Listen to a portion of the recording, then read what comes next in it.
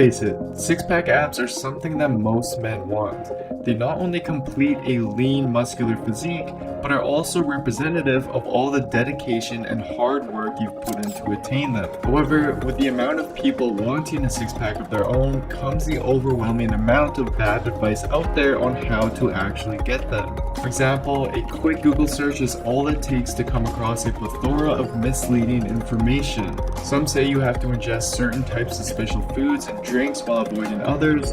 Some advocate special fat-burning pills as all you'll need, whereas others promote ab exercises as the key to stripping off that belly fat, which is now something that most people unfortunately believe in. Well, coming from someone who has personally stripped off that belly fat to reveal my six-pack, I can tell you that none of those previously mentioned methods alone will help.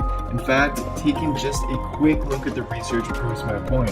For example, this 2011 paper from the Journal of Strength and Conditioning Research found that 6 weeks of direct ab training 5 days per week had no effect on reducing belly fat in overweight subjects, simply meaning that no amount of ab exercises alone will get you a six-pack.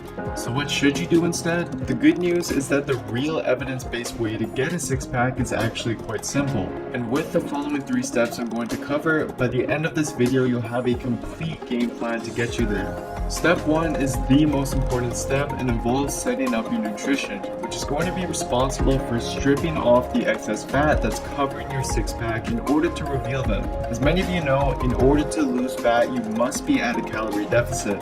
And the easiest way to create a significant calorie deficit is simply by eating less.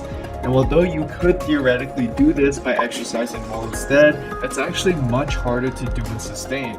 For example, most people would find it much harder to burn an extra 500 calories daily by jogging for 40 minutes as opposed to just eating a little less, which is exactly why you need to prioritize your nutrition. Now, as for exactly how much you should be eating in terms of calories and macronutrients, I've simplified everything by setting up a calculator on my website that will calculate everything for you based on your stats, and I'll leave a link to this page in the description box down below. After you get those numbers, write them down, and that's what you'll want to stick with until you refine them in step 3 of this video. And as for the types of foods to eat to hit your numbers, here's a helpful graphic that provides some examples of what the majority of your diet should consist of.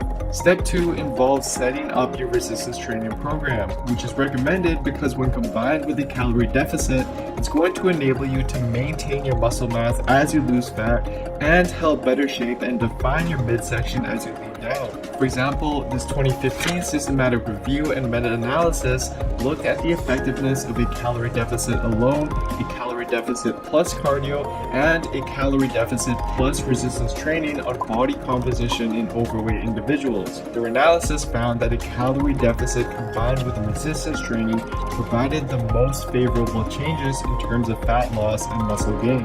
As for what resistance training program to use, for a good routine, I highly suggest checking out my upper-lower workout split videos, which come with a PDF you can download and get started with right away. And again, these will all be linked down below. And as for direct ab training, despite what I said earlier, it actually is something I'd recommend incorporating in your routine. The main reason is because compound movements and resistance training exercises in general don't stimulate the abs very well.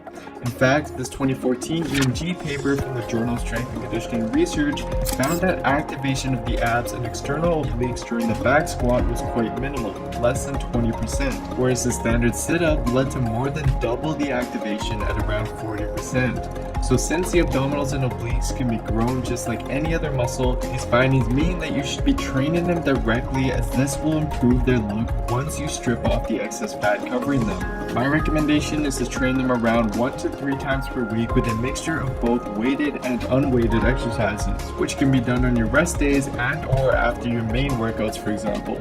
Now, as for cardio, it's not necessarily needed from the start and will be mainly used as a tool to speed up the fat loss process, which will be discussed in step 3.